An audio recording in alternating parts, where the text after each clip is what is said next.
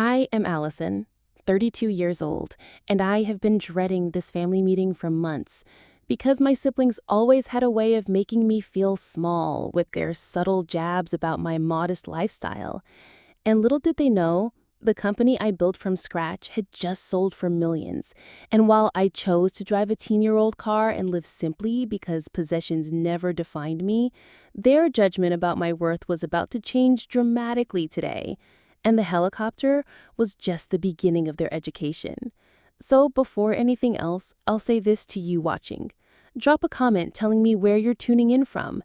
Hit like and subscribe if you've ever been underestimated by your family, because what happens next is something you won't want to miss. And to understand why this matters, we have to go back to Cedar Springs, where growing up as the middle child between my older brother James and my younger sister Stephanie meant living in the quiet space between two spotlights, with James, now 40, embodying everything our parents were taught to prize: Ivy League polish, Fortune 500 title, corner office, and Hamptons weekends. His life a slideshow of status updates at every holiday dinner. And Stephanie, 28, choosing a mother track to prestige by marrying Andrew, heir to a regional banking fortune. Her magazine-worthy weddings and endless gala photos fulfilling our parents' dream of a daughter framed by pearls and country club pergolas. And then there was me, Allison, the questioner, the experimenter, the one who took apart gadgets and asked why rules look so permanent when they were only habits. And while James was student body president and Stephanie homecoming queen, I was sketching wireframes and selling custom websites to local shops. A cute hobby, according to my parents, something to outgrow when real life arrived with a sensible degree in a safer job or a marriage as a contingency plan. And when I announced after graduation that I would skip college altogether to chase entrepreneurship, the family reacted as if I'd confessed to a crime. My father's jaw tight at a tense dinner 10 years ago, as he said I would regret that decision for the rest of my life and refuse to meet my eyes. And 6 months later, when I didn't return, humbled and contrite, they created a narrative to soothe themselves, that I was drifting between couch and tiny apartment, that my ventures had failed, that I was too proud to ask for help. While in truth, I was surviving on ramen and resolve, cycling through false starts and near catastrophes, closing my eyes in borrowed offices at dawn and reopening them to iterate again, until one stubborn patent on a data shield for small businesses changed the slope of the graph. And after 3 punishing years, the company crested the hill and found traction, customers compounding, revenue steadying. And then the wild day 6 months ago when a larger firm acquired us for a number that made my hands shake, just over $50 million, enough to turn noise into quiet. And still, I told no one at home because every call and holiday visit had taught me the safety of being underestimated, how their low expectations were a cloak that kept me from their interrogations. Why settle down like Stephanie? Why not a real job like James?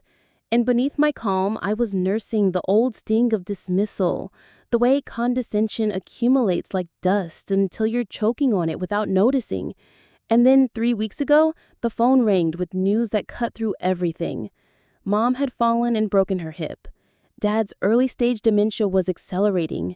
And James, voice wrapped in thin judgment, called a family meeting to discuss care options and to ask whether I could manage to come home and contribute whatever I could, a phrase that landed like a pat on the head.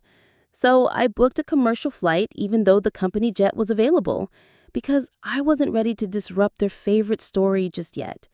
And on the morning I packed, I stood in my loft staring at a closet that contained 2 lives: the clean lines and quiet luxury that never needed logos, and the faded jeans and soft sweater with a tiny hole at the cuff that would match their idea of me.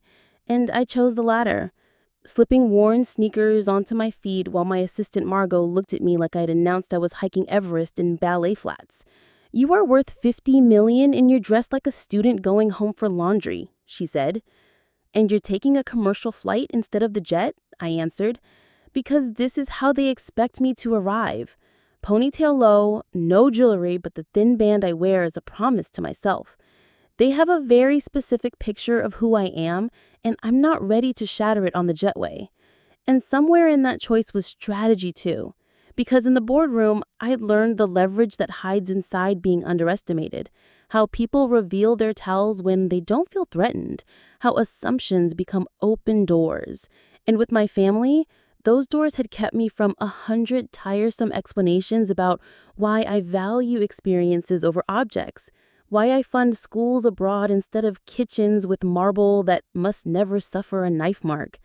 And there was something softer under the strategy, a bruise I didn't want anyone to press. The hurt of that last Christmas 5 years ago, when James told me some people are meant to lead and innovate, and others are meant to follow, and there's no shame in accepting your limitations. And I'd stepped outside pretending to take a call so no one would see me cry, hours after I'd signed the deal that took our product international.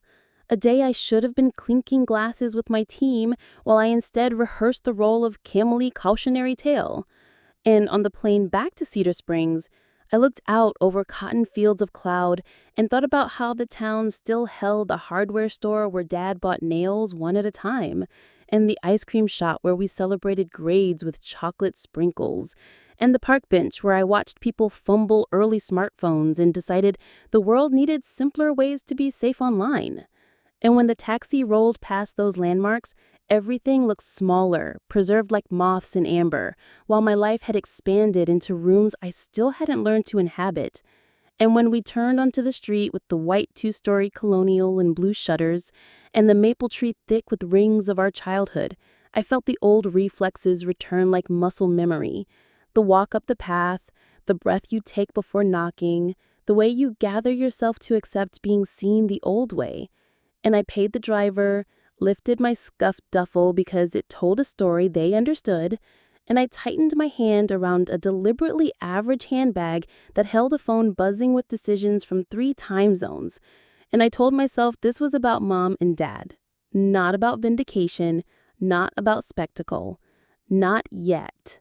And the door swung open before I knocked, and there stood James in a cashmere sweater pressed into obedient lines as if leisure required tailoring, eyes flicking to my shoes, to the duffel, to the ponytail, a small, satisfied smile barely reaching his cheeks as he said, "Finally you're here. Were the flights delayed or did you take the bus?" And the old heat rose in my chest, but I smiled and hugged him anyway and asked about Mom and Dad.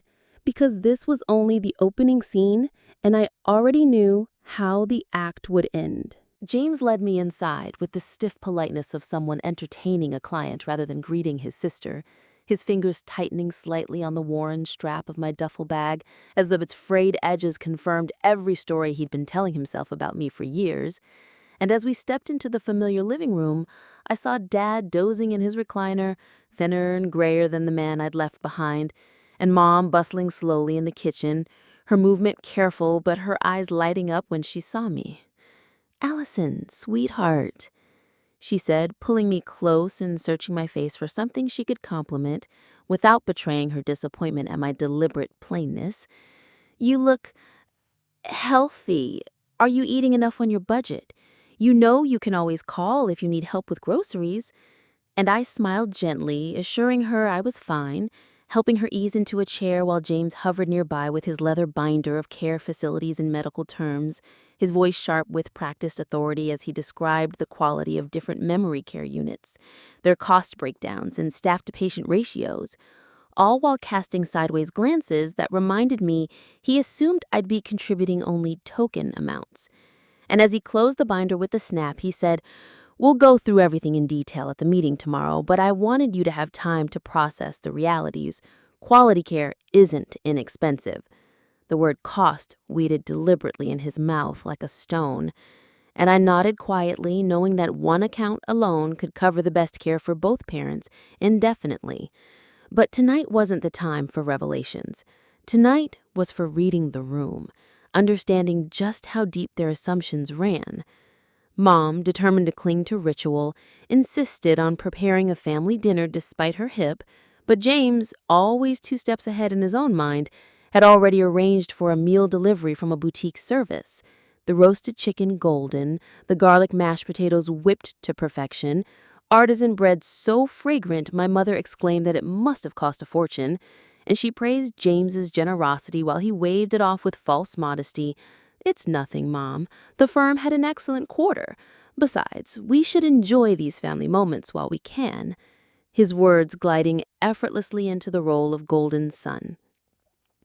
And just then the doorbell rang, and Stephanie swept in with her usual flourish, Andrew trailing behind under the weight of designer shopping bags, and Stephanie, flawless in her cashmere dress and pearls, her hair styled to look effortless but clearly anything but, embraced Mom with delicate care before presenting gifts: an expensive bottle of scotch for Dad, a silk scarf for Mom, a leather portfolio for James, and then pausing in front of me with a bright but brittle smile, handing me a small bag with a gift card to a mid-range clothing store, explaining with sisterly concern that she'd noticed my wardrobe could use refreshing, and this should help me pick up a few professional pieces for job interviews. And I thanked her evenly, pocketing the card, ignoring the sting beneath the gesture, her hand patting my arm with mock encouragement as she chirped, "We all want to see you succeed," before turning seamlessly to boast that Andrew had just made partner at his firm, and they were celebrating by renovating their kitchen with imported Italian marble. As dinner unfolded, the conversation orbited their accomplishments like planets around a sun. James's promotion, Stephanie's fundraising gala at the country club, and when the spotlight turned to me, it came wrapped in condescension. Stephanie asking what it was I did again, James offering to connect me with friends who might need basic websites, nothing major but at least reliable income, Dad asking if I still lived in that tiny apartment with the noisy neighbors, and I swallowed my pride and answered with half-truths, knowing the penthouse overlooking the city park, the executive team handling my schedule, the millions in equity, all of it would only shatter their narrative too soon, and I wasn't ready yet. Their laughter when Stephanie recalled my pride years ago and being able to buy name-brand cereal instead of generic still stung, though I smiled politely. And as dessert plates clinked, I felt the heat in my cheeks, not from shame, but from the clarity that tomorrow, in the bright light of the family meeting, I would no longer play this role they'd written for me.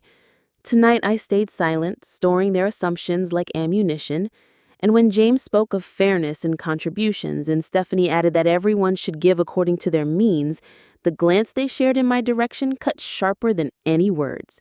And I thought to myself, tomorrow you will learn exactly what my means are, and the balance of this family story will shift forever. The official family meeting began promptly at 9 the next morning in our parents' living room. James already positioned at the head of the space with his laptop open and a portable projector casting neat slides against the far wall, the title Parental Care Options and Financial Considerations glowing above the framed family photos that had watched us grow up. And Stephanie and Andrew sat together on the love seat in their coordinated business casual, Mom and Dad in their usual chairs, while I found myself on the wobbly ottoman in the corner, an almost comical reminder of my role as the family afterthought. James launched into his presentation with the cadence of a boardroom pitch, moving through upscale facilities with manicured grounds, gourmet dining, cultural excursions, memory care wings, each slide more polished than the last, each number more staggering, and I watched Mom's eyes widen at the mention of monthly costs that dwarfed their retirement income, her hand tightening around Dad's, while Dad blinked, struggling to follow the jargon. James's preferred option was clear: a newly opened community with independent living apartments that could transition to higher care as needed, complete with walking paths, a golf course, and a two-bedroom unit with a garden terrace. And he spoke about it with an authority that assumed he alone had the power to decide. Then came the slide with numbers that made Mom gasp softly, a bright red gap between what Medicare and retirement would cover and what these luxuries would cost. And James turned to us, voice heavy with responsibility. "This is what we as a family need to address." Andrew leaned forward with banker's precision, announcing that he and Stephanie could cover 40%, James could manage 45% through bonuses and investments, leaving a 15% gap, about $1,200 a month. And then their eyes all turned to me, the unspoken question as loud as the silence that followed. I didn't answer right away, curious to see how they would frame it, and Stephanie cleared her throat delicately, her tone dripping with rehearsed compassion. Allison, we know your situation is different. If that amount is too much, perhaps you could contribute in other ways. Maybe more visits, more personal care. We don't want to create hardship." And James, nodding gravely, added, "Perhaps 500 monthly would be more manageable. Stephanie and I could adjust to cover the rest." Their generosity was a theater mask, their condescension barely hidden, and I felt heat rise in my chest. Not because I couldn't afford it, but because they had already decided what I could and couldn't manage without asking, carving me into the role of the struggling sister who needed rescue. Mom, sighing, patted my hand, saying I had so much potential. She still didn't understand why I hadn't finished that business degree. I could have been successful like James. And James nodded with that polished air of certainty, adding that true success was measured in security, stability, the ability to care for family, that these were universal indicators of sound choices. And I sat quietly, while my heart drummed, debating whether to reveal my truth now or let them fully expose their assumptions before shattering them. Dad, who had been quiet, suddenly looked at me with concern, asking if I even had a steady job anymore. Last he'd heard, I was between projects. And before I could answer, James offered magnanimously, "My company has an entry-level marketing role opening. Modest salary, but for someone in Allison's position, it would provide stability and benefits. I could put in a word." And Stephanie beamed at him as though he'd offered me salvation, adding that a real job with a real company would make such a difference for me, while my teeth clenched behind a calm smile. I thanked them politely, said I was comfortable with my current situation. But James exchanged a knowing look with Stephanie, reminding me that comfort and security were different things, that I couldn't couch surf and freelance forever. And Stephanie chimed in with her own imagined evidence, recalling how I'd once mentioned having someone stay at my place, twisting it into proof of roommates and instability. I corrected them friendly, telling them I wasn't couch surfing, I had stable arrangements. But James pressed again, noting that I'd taken a taxi from the airport, questioning whether I even owned a car anymore. And their assumptions piled higher until Mom intervened weakly, trying to smooth things over by saying not everyone needed material success to be happy. Only for James to mutter under his breath that it was a convenient philosophy when success was out of reach. That was the moment something hardened in me, a tipping point where 10 years of condescension crystallized into perfect clarity. And I knew they would never see me clearly unless I forced them to. So when Andrew tried to steer us back to the numbers, asking if I could manage 500 a month so they could finalize contributions, I smiled faintly, pulled out my phone, and said I just needed to make a quick call, ignoring James's irritation that I was interacting serious family business. Dialing Margot instead, my voice calm as I confirmed, "Everything set for today? Perfect. Arrival in 15 minutes. Yes, the front lawn is big enough." And when I ended the call and tucked the phone away, I turned back to my confused family and said evenly, "Sorry, just confirming my transportation." And when James asked if I'd called another taxi, I smiled, not exactly a taxi, and leaned back in my chair, waiting for the sound I knew was about to change everything. As if summoned by my calm defiance, the low rhythmic thrum of helicopter blades began to vibrate through the windows, and at first, no one reacted, assuming it was distant. But the sound grew louder until conversation faltered, and my mother, eyes wide, rose unsteadily to peer outside, gasping as a sleek black helicopter descended gracefully onto the front lawn, the downdraft bending the grass and rattling the branches of the maple tree. And Stephanie clutched Andrew's arm with a squeal, demanding to know if they should call the police, while James snapped that such theatrics were impossible. No one was allowed to land here. And I stood slowly, smoothing my faded sweater, every heartbeat measured, and said evenly, "That would be for me." And the silence that followed was so complete that I could hear the hum of the projector still running behind James, the slide frozen on projected monthly expenses, as if mocking their assumptions. 5 pairs of eyes drilled into me in disbelief. James demanded to know what was going on, Mom whispering my name as though she feared I'd been swept into someone else's story. And I moved toward the door with deliberate calm, pausing only to remind James of his earlier words that I couldn't even afford a car, saying, "You were right, I don't own a car," before opening the door to the sight of the pilot in crisp uniform, giving me a respectful nod. And I added, "My ride is here." Behind me, Mom let out a faint cry before collapsing onto the couch. Dad stood frozen with his mouth open. Stephanie's knuckles turned white around Andrew's arm, and James' face looked as though the earth had tilted beneath him.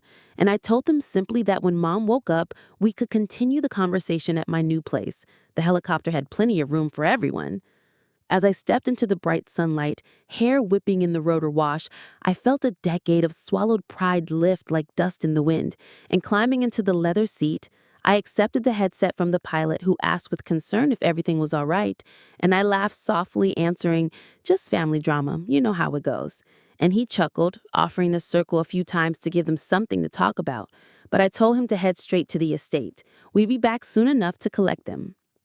The helicopter banked over Cedar Springs, the streets of my childhood shrinking beneath us, the ice cream shop, the park, the roof of the colonial house where my younger self once pressed her nose to the glass wishing to be seen, all of it small now as the wooded hills rolled into view. And then my estate appeared, a 30-acre property I'd bought 6 months earlier when I knew I'd need both privacy and presence here. The historic mansion renovated with 10 bedrooms, modern amenities hidden behind its stone facade, the lake reflecting the sky, the gardens precisely landscaped, the guest houses tucked among trees, and the helipad waiting like a punctuation mark at the edge of the lawn. Margot stood there with her tablet in hand, the one person who would walk with me through the years when nothing was certain. And as I stepped out, she handed me water and asked how the grand reveal had gone. And I told her simply that Mom had fainted, the rest had gone silent as if they'd seen a ghost. And she smiled knowingly, reminding me that everything was ready for their arrival. The chef preparing lunch, the guest wing turned down, the family portfolio assembled, every detail in place for the next act of this story. I thanked her, and in her dry humor she quipped that without her, I'd probably buy another tech company just to pass the time. Then mentioned that Tokyo had sent the security proposal needing my attention tomorrow, and I promised I would review it tonight, but today was about family, about rewriting the narrative they had written over me for so long. An hour later, Rick the pilot radioed that he was en route back to collect them, and I braced myself, part of me regretting the dramatic entrance, but another part knowing it had been necessary, because words alone could never have cracked their armor of assumptions, but a helicopter on the front lawn had managed what a decade of explanations never could. And soon enough, the sound of blades returned, and this time when the aircraft settled on the estate lawn, it carried not just me, but all of them.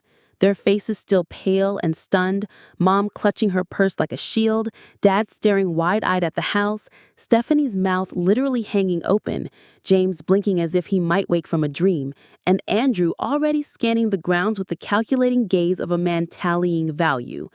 When they stepped out, I welcomed them simply, leading them toward the soaring foyer with its grand staircase and chandelier, and Mom finally found her voice to whisper, "This is yours?" And I answered quietly, "Yes, Mom, I purchased it 6 months ago when I decided to establish a regional office nearby." And James, finding his anger before his awe, demanded, "What kind of office? What kind of company?" And I let them into the living room with its floor-to-ceiling windows and said calmly, "Parker Security Solutions, my company." The words landing like stones in still water, breaking the silence into ripples of disbelief. And then came James's voice, flat and incredulous. "Since when do you have a company? How could you possibly afford this?" And I told them the truth at last, that I had founded it 8 years ago, that we specialize in cybersecurity, that 6 months ago it had been acquired for just over $50 million, and I retained leadership and equity. And the silence that followed was deeper than any I'd ever heard in that family. Stephanie paling, James's jaw tightening, Dad whispering my name with a tremor of pride and shock, and Mom sinking into the sofa whispering that all this time they thought I was struggling. And for the first time, I let their disbelief hang in the air without rushing to soften it, because this was the moment they finally had to see me as I truly was.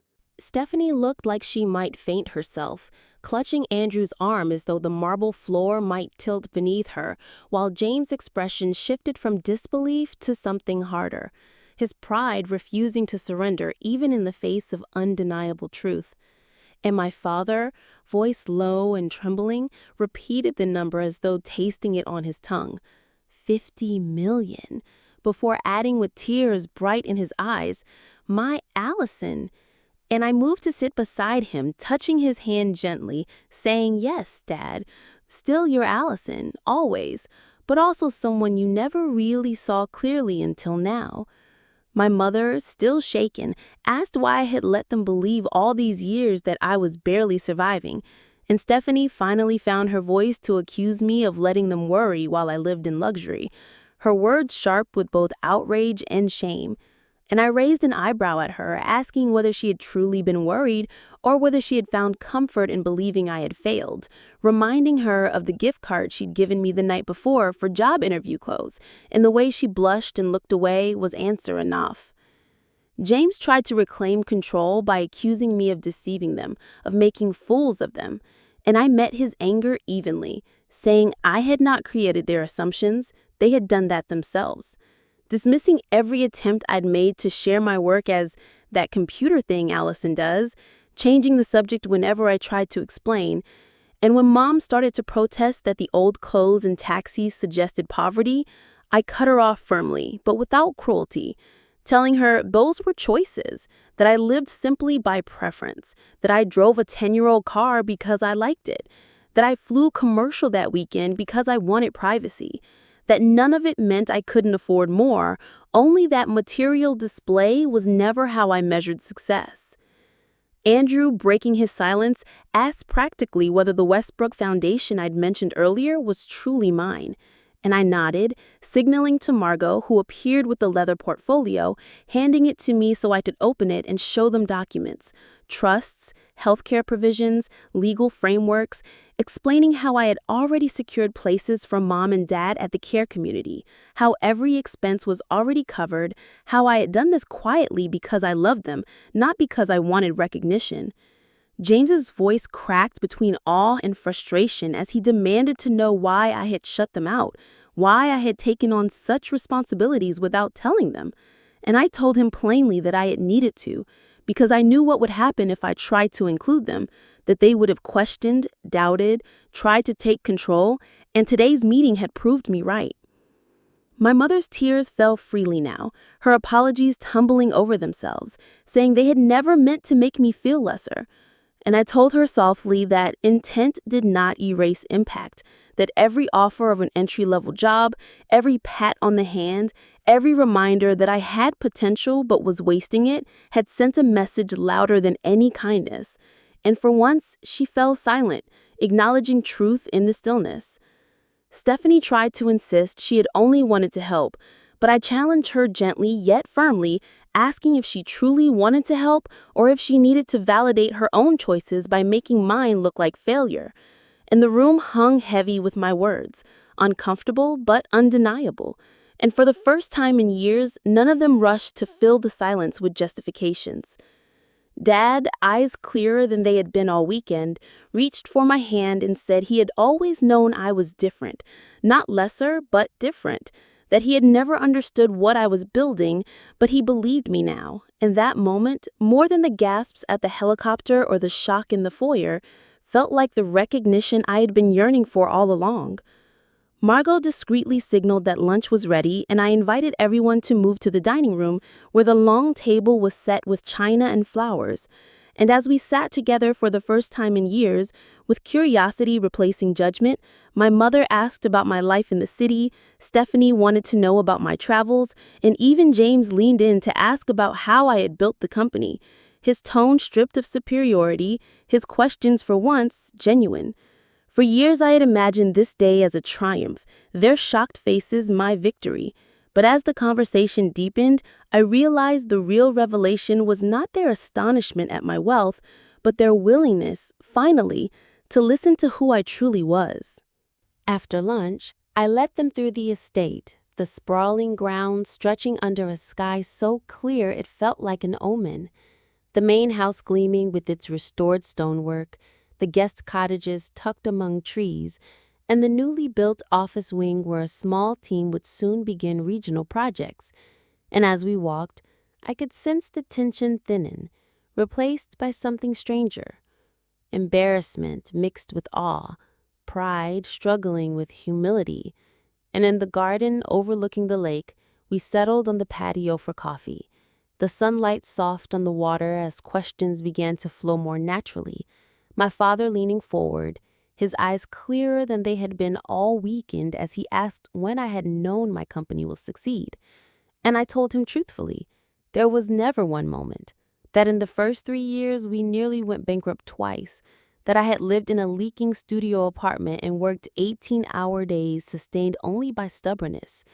And my mother, voice full of ache, asked why I hadn't asked for help during those times. And I said gently that every offer of help came laced with conditions, that accepting their aid would have meant admitting my path was wrong, and I needed to prove to myself that it wasn't. James, who had been uncharacteristically quiet, finally spoke, setting down his cup and admitting that he owed me an apology, that he had built assumptions about me that said more about his insecurities than my choices. And his words startled me because my brother almost never admitted fault. And when I asked what insecurities he meant, he sighed and confessed that he had followed the prescribed path: Ivy League, corporate ladder, country club membership, everything expected, but that he secretly hated 60% of his daily life. And my mother guessed, saying he had never confessed unhappiness before.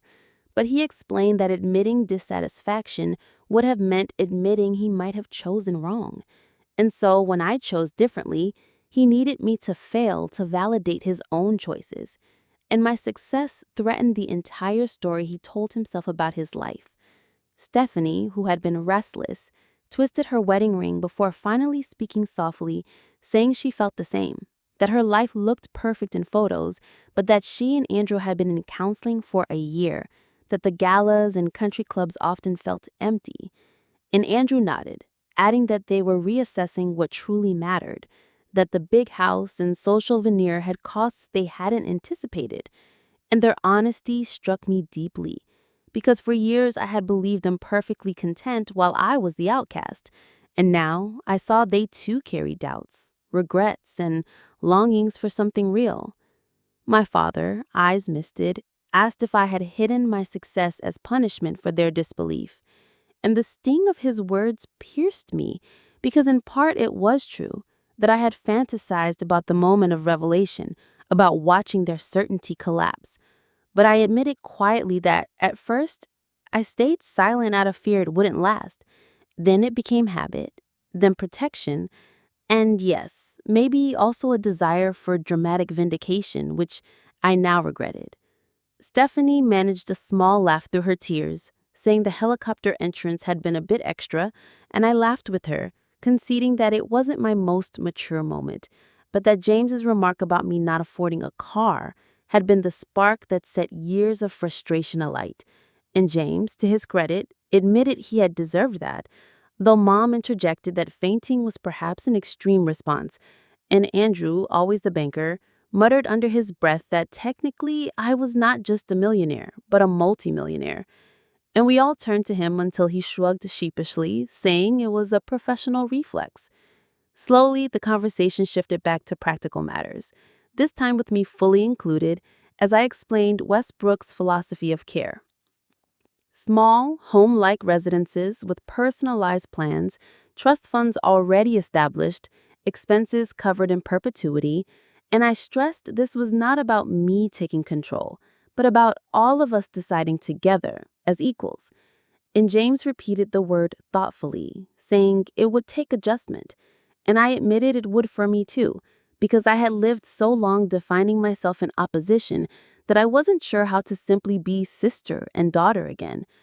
Yet, as we talked, something genuine began to root, fragile but unmistakable, a chance to rebuild not on old judgments, but on truth. And I realized the helicopter had cracked the surface, but it was honesty, raw and imperfect, that might finally heal the fractures between us. As the afternoon softened into evening, the estate began to feel less like a stage for confrontation and more like neutral ground where a new version of us could cautiously emerge. And when I invited them to stay in the guest wing, everyone agreed for different reasons. Stephanie with excitement at the luxury, James with quiet relief at not having to face a long drive in his shaken state, and my parents simply happy to have all their children under one roof again. And dinner that night, prepared by my chef, became a strange blend of tension and laughter, moments of hurt resurfacing alongside moments of connection. Stephanie admitting she felt excluded from my real life, James still bristling defensively at his career choices, my parents whispering regrets about not supporting me more when I chose entrepreneurship, but then laughter bubbling up as we shared childhood stories, like the time James fell out of the maple tree and blamed me, or when Stephanie's tiara broke before homecoming and I fixed it with superglue. Moments that reminded us of ties older than judgment. Later, while dessert plates were cleared, Stephanie leaned toward me incredulously, asking if I had really flown to Tokyo for just one day to meet investors. And when I nodded, she sighed that she couldn't imagine such freedom. And I assured her it was less glamorous than it sounded, that I had been so jet-lagged I'd salted my coffee by mistake. And she laughed in genuine amusement. And even James admitted he was beginning to understand that no path guaranteed happiness, that we all simply did our best with the choices we made. His words humbler than I had ever heard. Afterward, we gathered in the living room, conversation flowing easier, but the moment that crystallized the shift came when Mom knocked her coffee cup and gasped in horror at the stains spreading across the expensive carpet, apologizing frantically, saying the rug probably cost more than their car, and I took her hand gently and told her it was just a rug, replaceable, and that what mattered was this conversation, this fragile new honesty, not things. And I watched her shoulders relax as if for the first time she believed me when I said material possessions never defined me. Later, as night spread across the lake, I stood on the terrace, lost in thought, when James joined me with 2 glasses of whiskey from my collection, and for once his voice carried admiration without envy, as he said I had done well, not just in money or estates, but in building something meaningful on my own terms, something he admitted took courage he wasn't sure he had. And I told him it was never too late to change, that hating 40% of his life still left room to aim higher. And he laughed softly, calling me the eternal optimist. And we clinked glasses in a quiet toast to new beginnings.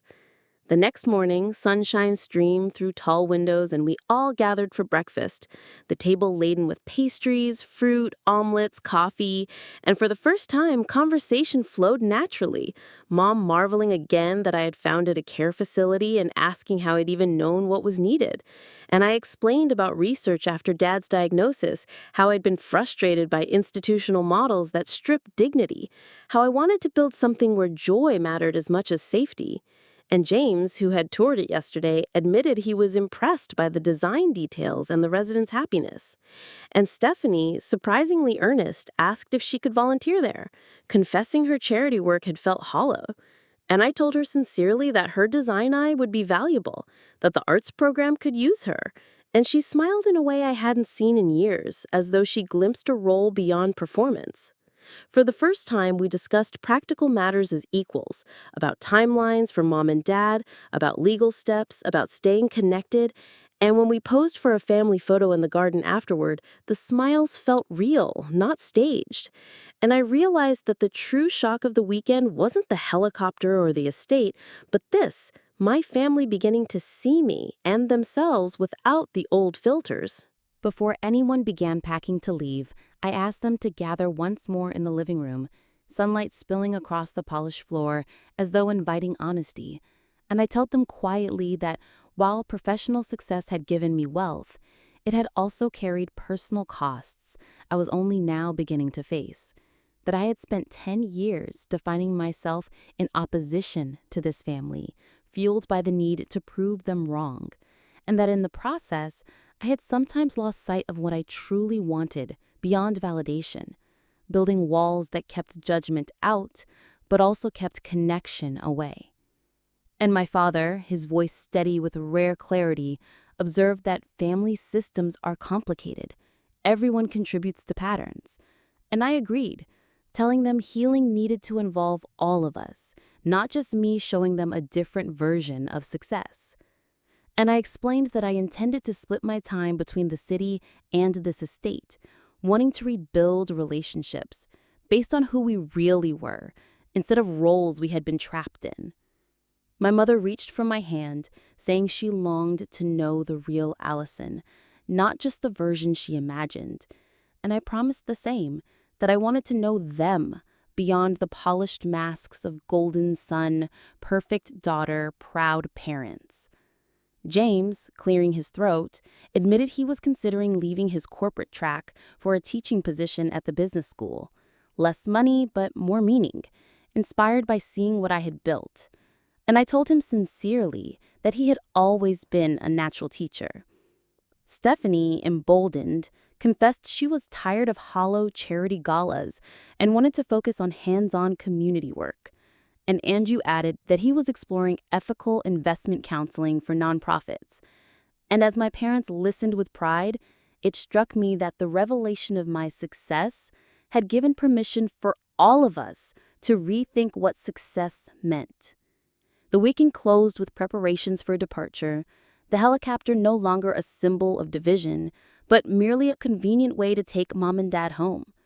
And as we hugged goodbye, Mom asked if I would come for Sunday dinner next week. Nothing fancy, just family. And I told her yes, just family sounded perfect. After the house grew quiet, I walked the halls alone, reflecting that while the dramatic reveal had forced them to see me differently, the real victory was not their shock, but the possibility of authentic connection now opening between us. And as I settled with my laptop on the terrace, the lake glowing in the golden sunset, I felt lighter than I had in years, aware that old patterns would resurface, but also certain something had shifted forever. And I realized true wealth was not measured in helicopters or estates, but in relationships where you can be fully yourself and still be loved. And so I leave you with this question. Have you ever been underestimated by your own family, forced to prove yourself before they could finally see you, or carried the weight of judgment that blinded them to who you really are? If you have, drop a comment below and share your story, because our experiences might give someone else the courage to keep going. And if this resonated with you, don't forget to like and subscribe for more stories like this. And above all, remember that success wears many faces, but its truest form is found in authentic connection, not possessions.